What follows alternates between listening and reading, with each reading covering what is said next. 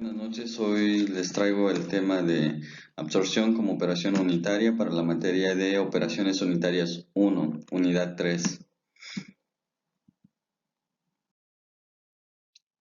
El objetivo de estas diapositivas es dar a conocer la definición de absorción como operación unitaria, las características de la absorción, partes principales de un equipo de absorción, los tipos de columnas de absorción, los tipos de empaques. Además de esto, podremos ver las aplicaciones de estos equipos de absorción en la industria, sus ventajas y desventajas en los procesos.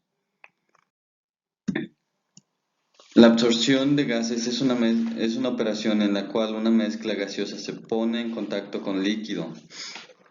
Dicha mezcla gaseosa está compuesta de un gas inerte y un gas soluto, el cual debe ser soluble en el absorbente líquido. Este proceso consiste en capturar ciertos componentes de una corriente de gas por medio de una corriente líquida. Se utiliza cuando la separación de los componentes no es posible mediante la destilación. El equipo utilizado más frecuentemente son las torres de columnas de absorción. Durante el proceso de absorción, los gases de transferencia de masa ocurren de la corriente gaseosa a la líquida. Cuando esta transferencia sucede en el sentido inverso de la corriente líquida a la gaseosa se le denomina desorción. Los componentes que participan en esta operación unitaria son componente gaseoso o igual conocido como absorbato, el gas portador. Este es el que será limpiado o purificado. Disolvente, agente absorbente. Este agente disuelve las impurezas y el componente gaseoso a separar. Suele llevar a cabo este proceso en torres o de relleno, columnas empaquetadas. Las columnas empaquetadas consisten en una carcasa cilíndrica, la cual contiene el material inerte en su interior. Este material recibe el nombre de relleno. El objetivo principal es proporcionar una superficie de contacto más amplia entre el gas y el líquido extractor. Con esto aumenta la turbulencia y mejora su eficacia. Consiste en la entrada y distribuidor de gas en la parte superior, entrada de líquido y un distribuidor en la parte superior, salida para el gas, salidas de líquido, masa soportada de cuerpos sólidos inertes o relleno de la torre, soporte que debe tener una fracción de aire libre de manera que no se produzca inundación en el plato de soporte. Esto se encuentra dentro de lo que es el relleno. Pero ¿cómo funciona una torre de relleno?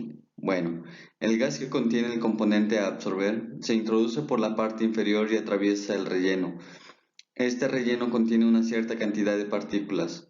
Son de un tamaño, forma y material específico. Al mismo tiempo se introduce una corriente de líquido absorbente, mejor conocido como el disolvente, por la parte superior a través de un distribuidor, el cual está conectado a una serie de tubos en forma de corona circular que en sus extremos contienen pulverizadores.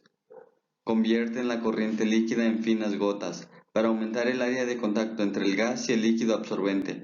El líquido absorbente, el cual ya mencionamos, que cae por gravedad en el interior de la torre, incrementando el contacto sobre la superficie externa del relleno en la torre. En la columna de relleno existe lo que se denomina el contacto continuo. Esto quiere decir, el líquido sube a través del relleno y se va condensando en cada elemento.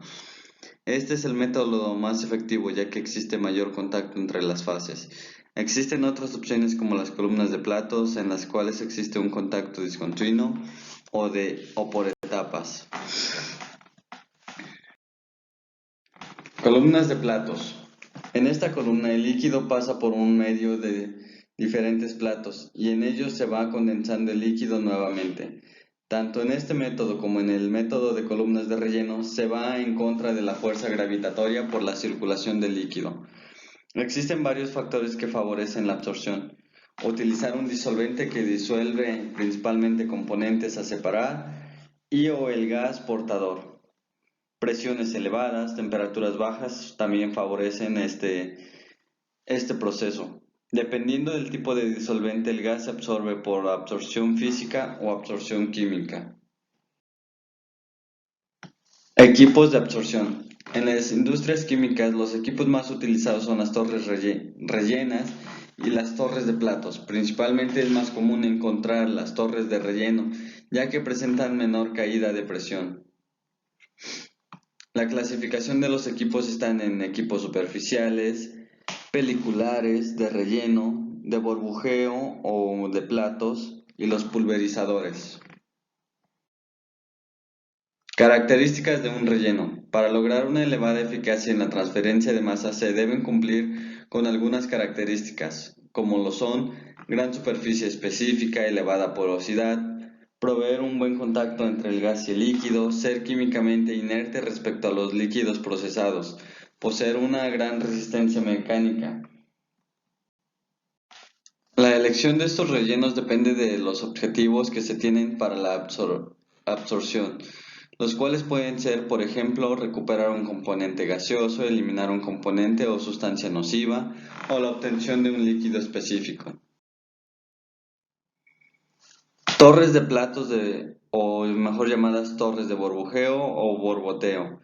El gas burbujea dentro de una capa de líquido, de modo que la superficie de contacto entre las fases es la superficie de todas las burbujas formadas. Son columnas dentro de las cuales están instalados platos igualmente espaciados. Los platos poseen perforaciones por las cuales ascienden los vapores procedentes de los platillos inferiores, lo cual posibilita la interacción gas-líquido. Se clasifican en platos de sombrerete o campana, mejor conocidos como cazoleta, platos cribados o perforados y platos de válvulas. Aplicaciones de la absorción.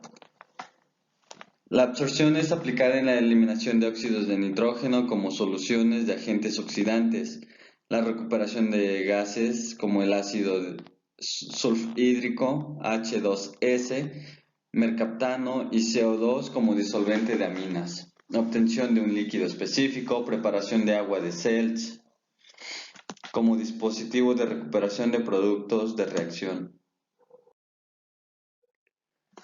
Conclusiones.